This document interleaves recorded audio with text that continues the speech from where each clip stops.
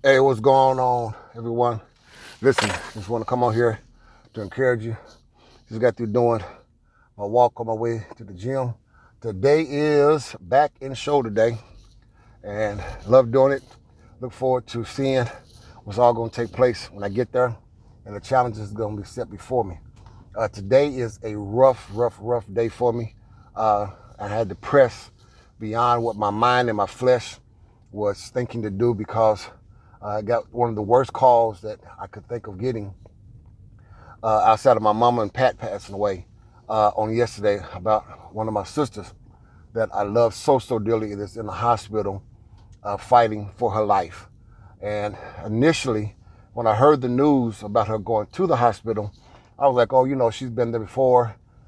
She's going to come out. Everything's going to be great. Prayed and just believed that everything was going to be okay. And then 24 hours later, I'm hearing that she's fighting for her life, not going to make it, putting on ventilation machine, talking about doing hospice and every kind of thing else that you could think of. And because of the respect to my family, I'm not going to give the name out because we're believing yet for a miracle. But what took place was I immediately, with all the faith that I have and belief in God that I have, I had a human moment. My flesh got upset. I was ready to get physical. I was ready to go and handle the doctors as if that was going to change the situation. I was ready to go and just give my peace of mind, which wasn't a peace of mind, as if that was going to help the situation. And I had to really sit back and think that whatever I do in the natural is not going to change the course of what's going on in her life. What I had to do is just calm myself down. Pat had to calm me down. Friends had to calm me down. And then I just had to have my faith to calm me down to say that it's going to be okay. It's going to be all right. The outcome of it is not our choice. It is the Lord's. But I can make my petition known unto him and by faith just believe that he possibly in this situation will hear my cry, hear the family's cry, and reverse the condition. Then I started thinking about the word reverse. And sometimes we have to take into account that the reverse of things or things coming back to how it originally was is sometimes out of our control, but then other times we are in control.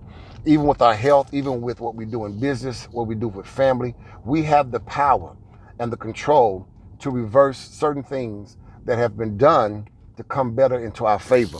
When I think about what my sister's doing right now and the struggle that she's having and the fight, it's like it is in every family. We've had our fallouts, we've had our indifferences, and one of the things that really what kind of crushed me was that me and my sister never got a chance to really make up for a situation that took place that we just allowed to keep a wedge between us. This is my domino girl. This is my spades girl. If I play dominoes and spades with her as a teammate, whoever we play, we're gonna put them to tears. We're gonna shut them down.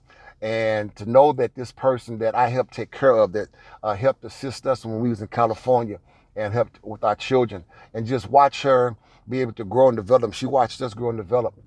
And to love me unconditionally, to now see and hear, should I say, that she's fighting for her life, it was crushing, it was devastating. But then I had to say, God, only you can reverse this situation. Just like I'm trying to reverse my own personal condition with diabetes and with high cholesterol, with gout and high acid in my body, and other little things, kidney stones that I've had. I'm trying to reverse my way of eating, reverse my way of living, my lifestyle, and then make sure that I'm doing everything according to my body specs that will help me live the healthiest that I can, that my children and grandchildren will be able to have their father around for many years, that my loved ones, people who love me dearly, don't have to worry about planning a funeral early.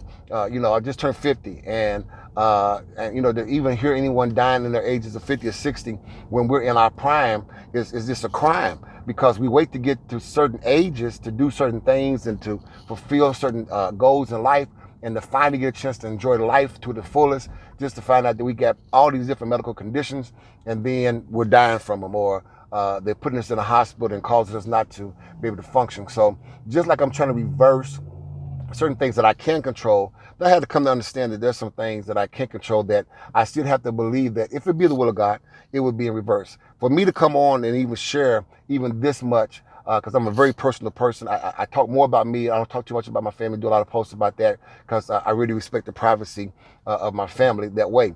But for me to come on is not to ask for anyone to have pity. Thank you for everyone that's going to be in prayer for the family. But what I'm trying to share with you is don't let nothing stop you from still doing what it is that you purpose to do. I was at the house. I took off today and tomorrow to kind of just reflect, to get ready to go see her while she's still in this state of coma state, not being able to respond. So they say, just believe when she hears my voice, she's going to wake up and everything is going to be okay. If she don't, everything is still okay. But just kind of preparing myself and resting. And I was sitting there, I said, you know what? I'm just going to take the day and tomorrow off from working out. No, I'm not. Because my condition doesn't care about my situation. Hear that very closely. All the sicknesses that I have going on in my body that is waiting for me to have a downtime, those things don't stop because of the fact I'm going through a personal situation that a family member is going through that I'm trying to have faith and be strong for.